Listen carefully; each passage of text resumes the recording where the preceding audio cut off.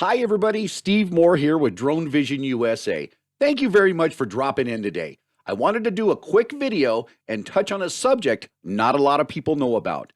But this information, if you're a real estate agent or a real estate broker and you don't know about it, could cost you thousands and thousands of dollars. So stick around and I'll tell you all about it.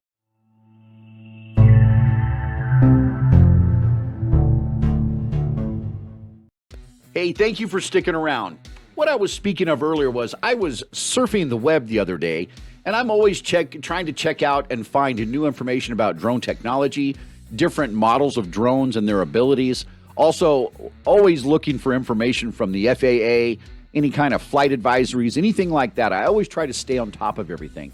I came across an article from a website located in Pittsburgh, Pennsylvania. It was a real estate website, and it talked about how the FAA is cracking down on real estate agents and real estate brokers for hiring unlicensed drone pilots. What really got me was the title to this article, and it really caught my attention immediately, so I stopped and I started to read, and I'm glad I did. So what the article says here is that the title, for one, says, Photography for Realtors. Realtors have liability for hiring unlicensed drone operators. The article goes on to read, the FAA confirmed in writing this week of fines that can and will be applied and or issued for illegal drone flights. And it gives a schedule about the fines. The fines are as follows, it says. A pilot who is unlicensed, the fine is $1,100 per occurrence or flight where imagery is used commercially.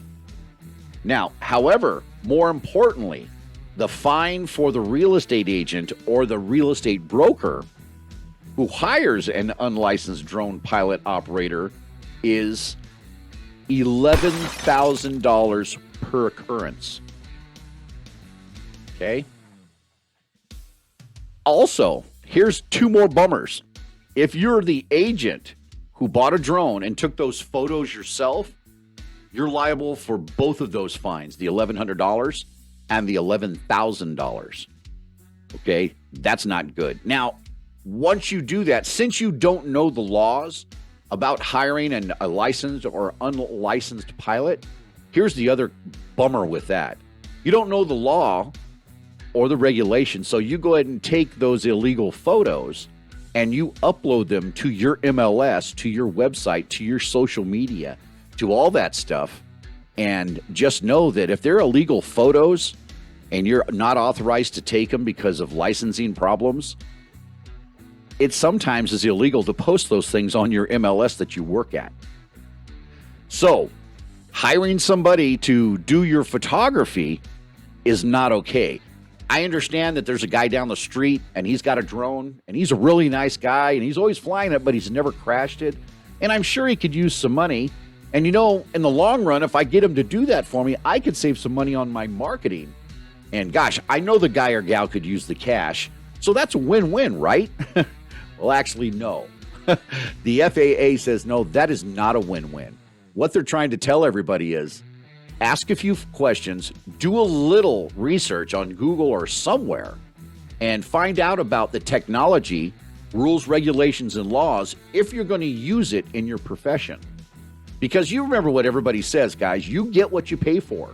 And if you're going to, try to cut corners, then you're going to be in trouble. Now, understand, guys, that as a licensed drone pilot like myself, we have to take a test just like any pilot that flies an aircraft in the sky in the United States.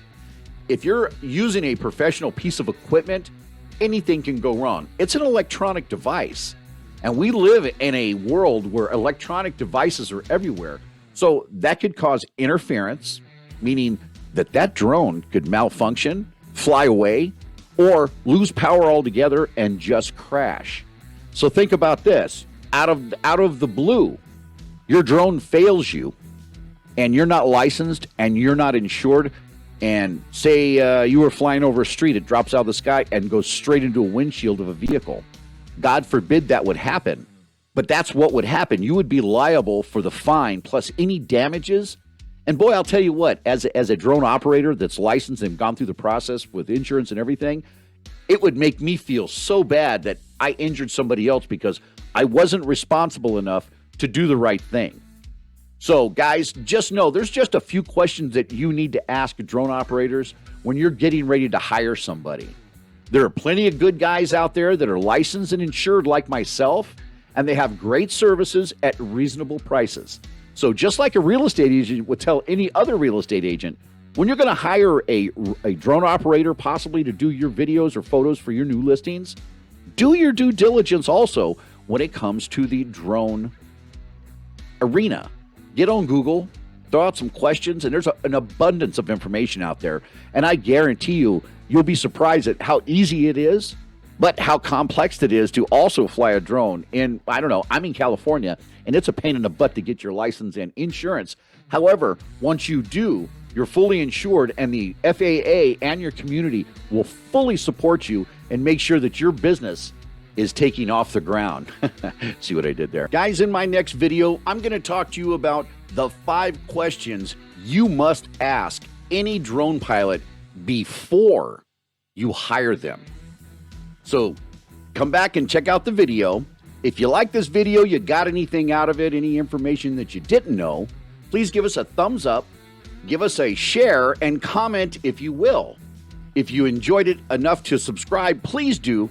We'd love to have you on our journey through our YouTube experience. So until next time, everybody, fly safe.